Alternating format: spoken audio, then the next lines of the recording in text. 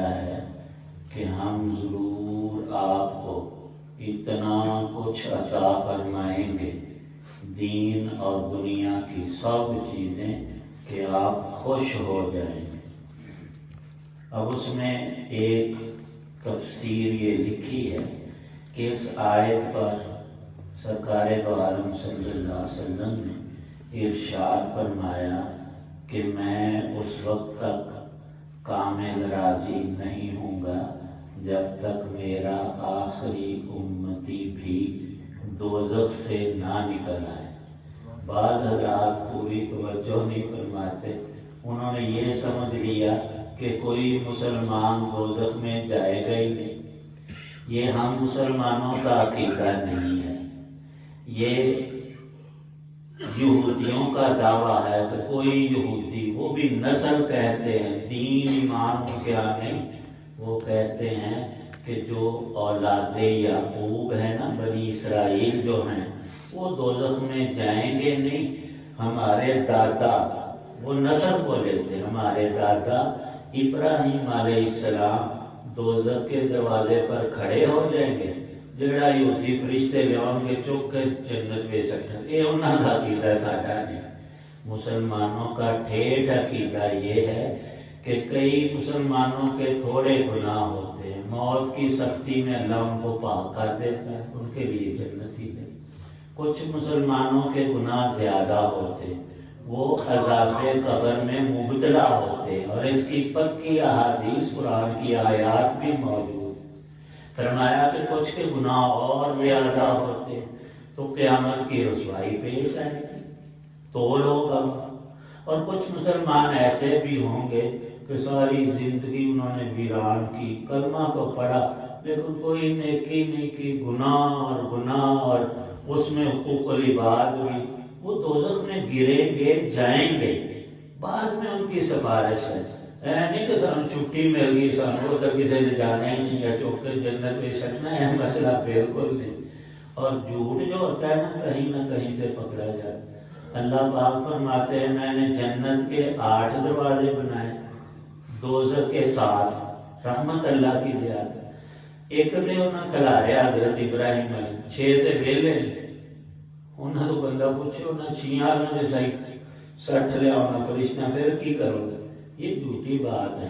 جیسے اعمال ہوتے ہیں ویسا معاملہ پیش آتا رہتا ہے، اسی لیے یہ نماز، روزہ، صدقہ، خیرات، ذکر، اذکار، تلاوت، ورنہ سارا دین باطل ہوگا۔ اسی تو پکے جنتی نہیں ہوتے، ایک ڈبکی بھی لگ گئی تو کھ نہیں رہنا، وہ تو دوزخ کی، اس سے ہمیشہ ڈرنا چاہیے۔ اور اللہ پاک اپنی ذات سے، اپنے غضب سے ڈراتے ہیں سب لوگوں کو۔ اور ساتھ یہ بھی شرط ہے، سفارش آپ فرمائیں گے لیکن ایک دفعہ نہیں، جیسے جیسے اجازت ہو۔ ایک شفاعت کبریٰ ہے جس کا فائدہ تمام انسانوں کو ہوگا، آدم علیہ السلام سے لے کر آخری انسان جتنے اللہ نے دنیا میں پیدا کیے، وہ یہ ہوگا کہ بہت عرصے تک حساب نہیں شروع ہوگا۔ لوگ آدم علیہ السلام، نوح علیہ السلام، ابراہیم علیہ السلام، موسیٰ علیہ السلام، عیسیٰ علیہ السلام کے پاس جائیں گے کہ یہاں کی تنگی سے ہم چھوٹ جائیں، خواہ ہمارے حساب میں دوزخ بھی نکلے، ہمیں ادھر ڈالا جائے لیکن یہاں ہم ذلیل نہ ہوں۔ تو سب انبیاء فرمائیں گے، عذر فرمائیں گے کہ ایک ہی ذات اللہ نے پیدا کی ہے، محمد صلی اللہ علیہ وسلم، ان کی سفارش آج چلے گی اس سلسلے۔ پھر آپ کے پاس لوگ رجوع کریں گے تو اللہ پاک حساب شروع فرمائیں۔ اس کا فائدہ تمام انسانوں کو۔ رہا دوزخ سے نکلنے کا، تو اس میں اللہ نے شرط ایمان کی رکھی ہے، جس میں ایمان ایک رتی برابر بھی ہوا، وہ بالآخر تو ضرور نکلے گا، لیکن کب، وہ اللہ کی مرضی اور اس کا دستور ہے۔ اس میں بھی شفاعت نبی پاک صلی اللہ علیہ وسلم کی فتح اللہ شامل فرمائیں گے۔ اور جب آخری مسلمان بھی دوزخ سے نکل آئے گا تو آپ پھر فرمایا کہ میں پورا راضی اس وقت ہی ہوں گا۔ یہ مطلب نہیں کہ اسی دوزخ جانے کی، جنہیں مرضی گناہ کری، گناہ سے توبہ بھی ضروری ہے، بچنا بھی ضروری ہے، اس لیے یہ روزانہ قرآن پاک پڑھا جاتا ہے، حدیث مبارکہ۔ یہ اپنا کنسپٹ ہمیشہ درست رکھنا چاہیے۔ یہودیوں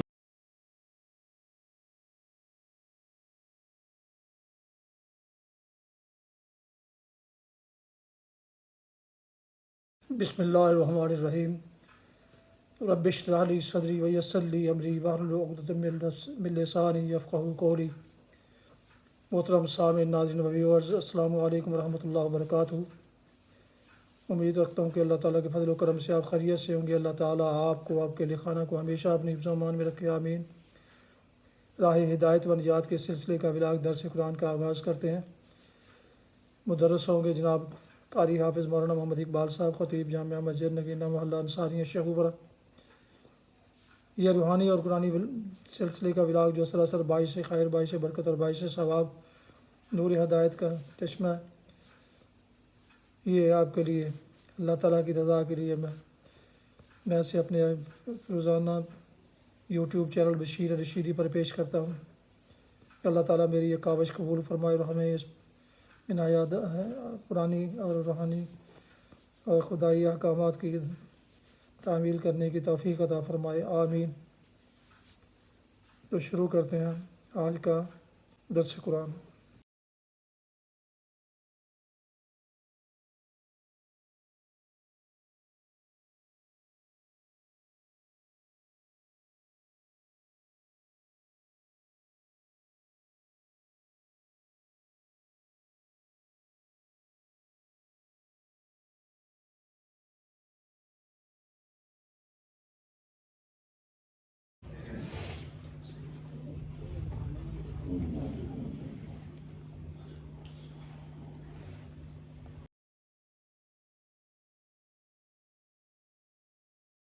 وكفى والصلاة والسلام على من لا نبي بعد، ما بعد فأعوذ بالله من الشيطان الرجيم، بسم الله الرحمن الرحيم، ألم نشرح لك صدرك ووضعنا عنك وزرك الذي أنقض ظهرك ورفعنا لك ذكرك، فإن مع العسر يسرا، إن مع العسر يسرا، فإذا فرغت فانصب وإلى ربك فارغب، صدق اللہ العظیم۔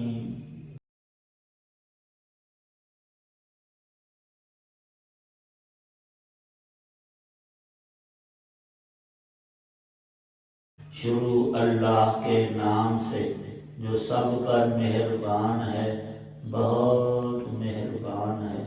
اے پیغمبر علیہ السلام، کیا ہم نے تمہاری خاطر تمہارا سینہ کھول نہیں دیا، اور ہم نے تم سے تمہارا وہ بوجھ اتار دیا ہے جس نے تمہاری کمر توڑ رکھی تھی، اور ہم نے تمہاری خاطر تمہارے تذکرے کو اونچا مقام عطا کر دیا ہے۔ چنانچہ حقیقت یہ ہے کہ مشکلات کے ساتھ آسانی بھی ہوتی ہے، یقیناً مشکلات کے ساتھ آسانی بھی ہوتی ہے۔ لہذا جب تم فارغ ہو جاؤ تو عبادت میں اپنے آپ کو تھکاؤ اور اپنے رب ہی سے دل لگاؤ۔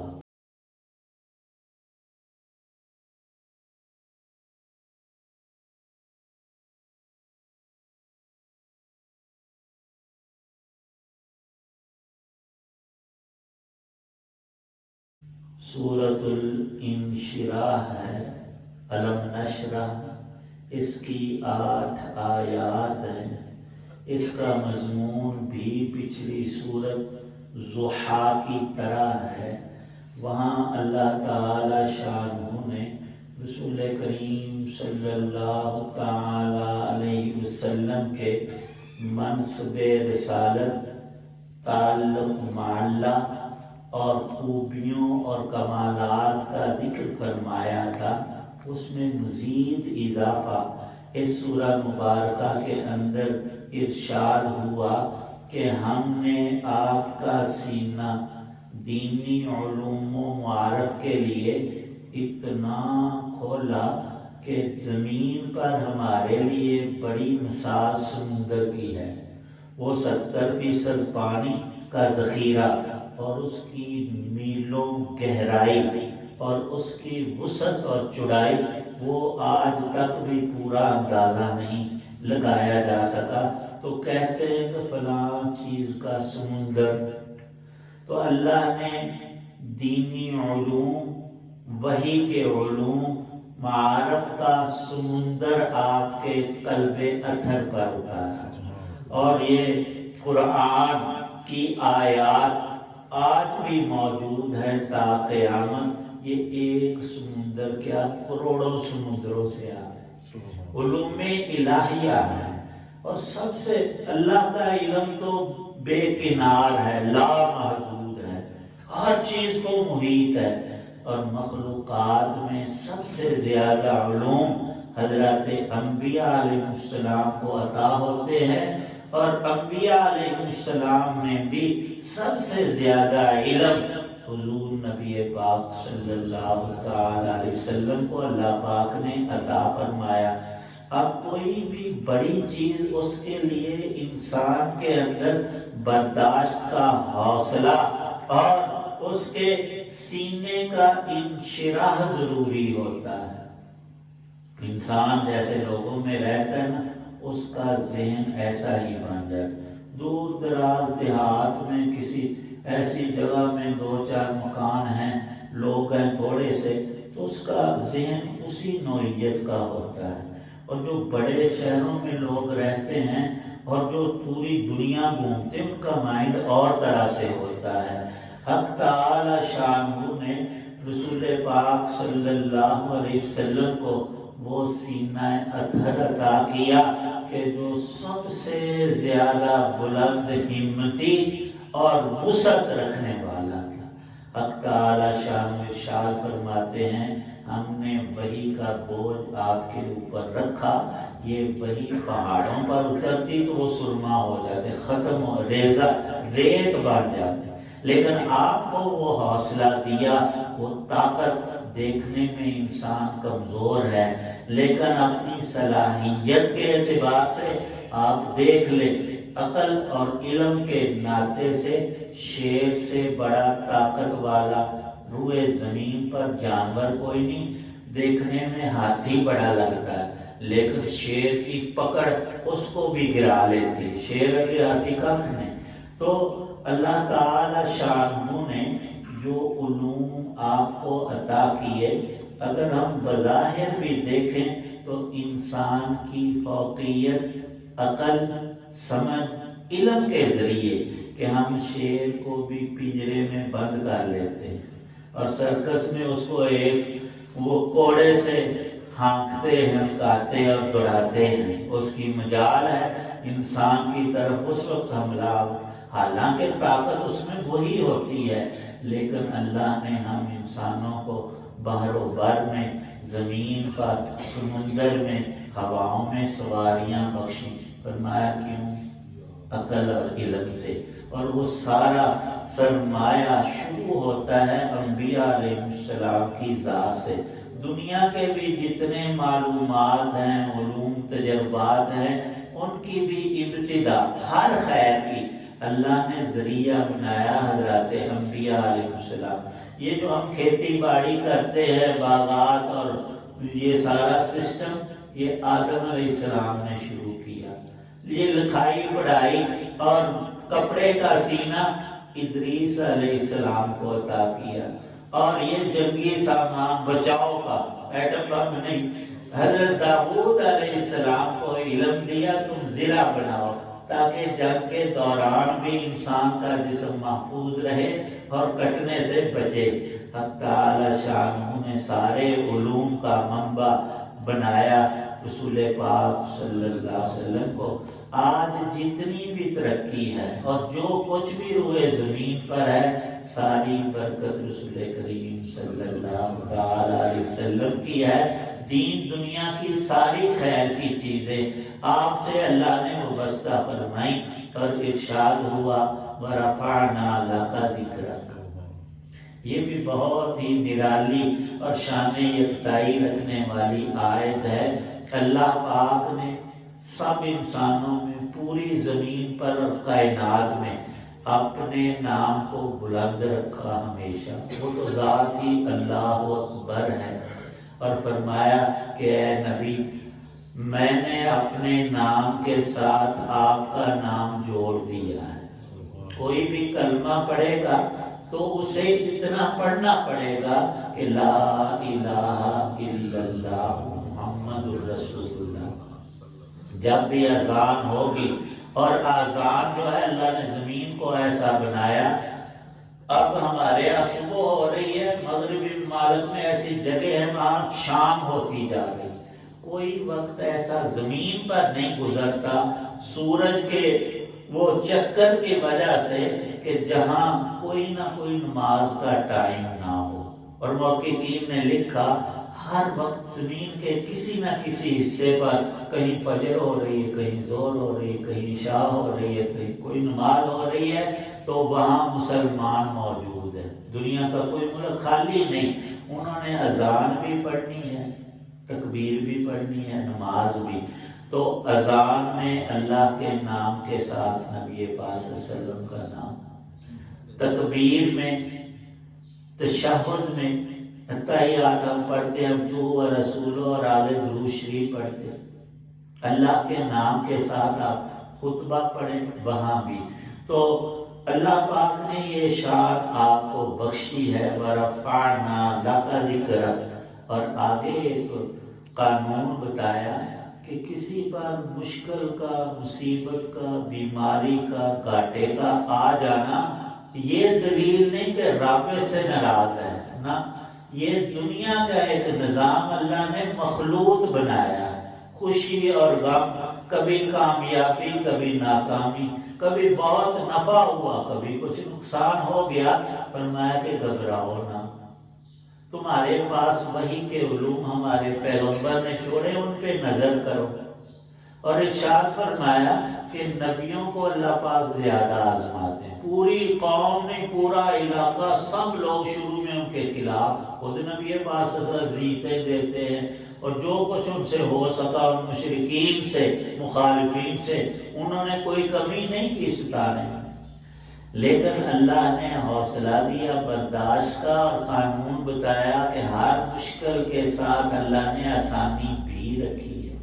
کوئی بھی تو محنت کرتے اس کا پھل اور اجر اللہ پاک تمہیں دیتا ہے۔ تمہارا ایک بچہ ہے، تم اس کو بھی تکلیف میں ڈالتے ہو، صبح صبح اٹھا کر تعلیم کے لیے مسجد میں، اسکول میں بھیجتے ہو، کیا جنہوں نے غلط شفقت اولاد سے بھی ستے رہے، کچھ نہ کرے؟ ہمارے پاس کھانے پینے کو، صرف کھانے پینے کی بات نہیں، علم ایک زیور ہے، اس سے عقل بڑھتی ہے۔ جس بچے کو مشقت میں ڈالا اور والدین خود اٹھ کر اس کو ناشتہ کرا کے لے جاتے ہیں، لے کر آتے ہیں، اتنی مشقت، تو وہ پڑھا لکھا اور ایک عقل مند انسان ہوتا ہے۔ اور جس کے پاس تعلیم نہیں، ظاہر ہے اس نے کام بھی ویسے ہی کرنے ہیں۔ تو فرمایا کہ یہ اللہ کا کرم ہے، کوئی بھی تم پر مشکل آ جائے، مصیبت آ جائے تو حوصلے سے اس کو برداشت کرو، اللہ سے دعا کرو، اور جو طریقے اللہ نے رکھے ہیں اسباب ان کو اختیار کرو، تو اللہ پاک ایک نہیں دو آسانیاں ہر مشکل کے ساتھ۔ یہ عجیب یہ کام ہے قرآن پاک کا، ان مع العسر یسرا، ان مع العسر یسرا، دو آیتیں ہیں، یسر ہے دو، آسانیاں دو۔ کیا معنی؟ کہ اللہ کی رحمت زیادہ ہے، بندو مایوس نہیں ہونا۔ جتنی بھی زندگی اس نے لکھی ہے، اندر تمہارا ایمان نہ بجھے، ہر وقت رب سے امید، کسی بھی حالت میں ہو تو اللہ کرم کی صورت پیدا کر دیں گے، اور کر دیتے ہیں۔ مایوسی گناہ ہے، بلکہ اوپر تک لے جاتی ہے۔ اور اس کے ساتھ ایک آخری پیغام یہ دیا کہ نبی کی ڈیوٹی اور منصب سب لوگوں کو ہدایت، قرآن، ایمان بانٹنا، تقسیم کرنا، دینا، دن بھر تو چاہیے یہ تھا کہ ساری رات آپ اچھی طرح سوئے، ریسٹ کر. فرمایا نا، رات کو پھر محنت کرنی. یہ دنیا ایسا محنت کا مقام ہے کہ آخرت کا مسئلہ اللہ نے اس پر رکھا ہے. اگر کوئی مسلمان 10 دفعہ کلمہ شریف پڑھتا ہے تو نہ پڑھنے والوں سے بہت آگے اور بہتر ہے بار آخرت کے.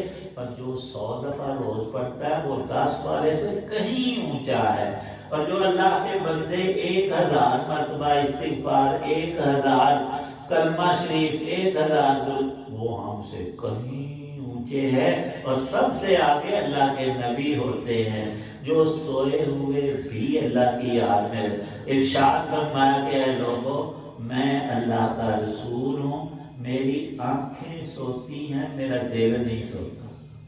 ایک تو وحی کی برکات، وحی صرف جاگتے میں نہیں، نیند میں بھی آتی تھی اور آپ کا دل اس کو محفوظ کرتا ہے. اور دوسرا یہ کہ دل جو ہے وہ 24 گھنٹے ہر وقت اللہ کی یاد میں. حدیث پاک کے لفظ ہے. اور کئی اللہ والے ایسی پریکٹس کرتے ہیں، وہ سانس کے ساتھ، دل کی دھڑکن کے ساتھ اللہ کے نام کو ایڈجسٹ کر لیتے ہیں. سوتے جاگتے تو وہ اللہ کی یاد میں رہتے ہیں، کسی نہ کسی کار خیر میں، اور زبان سے بھی اللہ کا ذکر. جب بندہ سو جاتا ہے زبان تو بند ہو جاتی ہے لیکن دل بند نہیں ہوتا. جنہوں نے اس کو، اس حرکت کو، حرکت قلب کو اللہ کے نام کے ساتھ ملایا ہوتا ہے، سوتے میں ان کا دل دھڑکتا بھی ہے اور اللہ اللہ کرتا بھی ہے. یہ ہمیں بھی حاصل ہو سکتی ہے چیزیں، لیکن اس میں کچھ محنت لگتی ہے. اور وہ محنت اللہ نے ارشاد فرمایا کہ آپ کار نبوت کے بعد فارغ ہوں تو پھر میری اللہ کی یاد میں لگے رہے. کتنا کہ آپ تھک جائیں تو تھکنے کے بعد نہیں، پھر ریسٹ کرے، پھر سو لے، آرام کرے، تازہ ہو کر پھر شروع کرے. اللہ پاک ہمیں یہ ساری سنتیں الحمدللہ.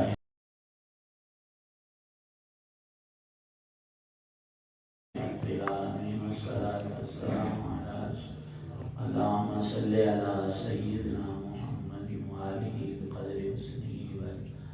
ربنا ظلمنا أنفسنا وإن لم تغفر لنا وترحمنا لنكونن. یا اللہ پاک جتنے حضرات موجود ہیں، دعا میں سب کی نیک دعاؤں کو قبول فرما، بیماروں کو شفا عطا، ہم سب کی دینی دنیاوی پریشانیاں دور فرما، ہر نوع کی رحمتیں، نعمتیں، برکتیں عطا فرما. یا اللہ پاک جو جو خیر رسول پاک صلی اللہ علیہ وسلم تیرے نیک بندوں نے مانگی ہمیں عطا. تمام شرور سے حفاظت. جو اہل ایمان دنیا سے چلے گئے ان سب کی بخشش. جو زندہ ہیں سب مسلمانوں کو دین کی سمجھ، عمل کی توفیق، نمازوں کی پابندی، قرآن کی تلاوت، اپنی یاد کی ہمہ وقت توفیق عنایت اور اسے قبول فرما، اخلاص للہیت عطا فرما. یا اللہ پاک جب ہماری عمر بیت چکی ہو اور دنیا سے جانے کا وقت ہو، ایمان کامل پہ خاتمہ فرمانا. اور ہمیں تو بہت گناہگار، لیکن التجا یہ ہے کہ دوزخ کے عذاب سے، قبر کے عذاب سے، موت کی سختیوں سے ہمیں اپنی رحمت سے بچا لے، کی توبہ نصیب فرما. صلی اللہ تعالی علی خیر خلق محمد وعلی آلہ وصحبہ اجمعین.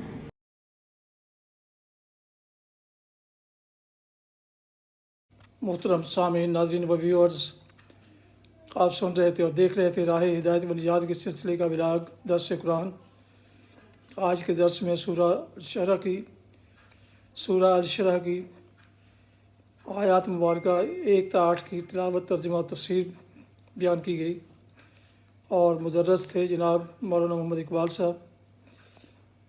اور یہ روحانی اور قرآنی سلسلے کا ولاگ جو سراسر باعث خیر، باعث برکت اور باعث ثواب ہے. میں روزانہ کی بنیاد پر جیسے اپنے یوٹیوب چینل پر بشیر رشیدی پر پیش کرتا ہوں. اللہ تعالیٰ کی رضا کے لیے اور آپ لوگوں کے علم کے لیے اللہ تعالیٰ میری ایک کاوش قبول فرمائے. اور اللہ تعالی ہمیں مجھے اور آپ کو ان ہدایات پر عمل کرنے کی توفیق عطا فرمائے، آمین۔ آپ سے ایک دفعہ گزارش ہے کہ اگر آپ نے ابھی تک میرے اس چینل کو سبسکرائب نہیں کیا تو ضرور سبسکرائب کیجئے، دوستوں سے شیئر بھی کیجئے، لائک کر کے بیل آئیکن کو پریس کرنا مت بھولیے گا تاکہ آنے والی ایسی روحانی اور قرآنی نوٹیفیکیشنز آپ تک اور دوستوں تک باقاعدہ اور بر وقت پہنچتے رہیں۔ اللہ تعالیٰ آپ کا حامی ناصر و اللہ تعالیٰ آپ کو، آپ کے خانہ کو ہمیشہ اپنی زمان میں رکھے، آمین۔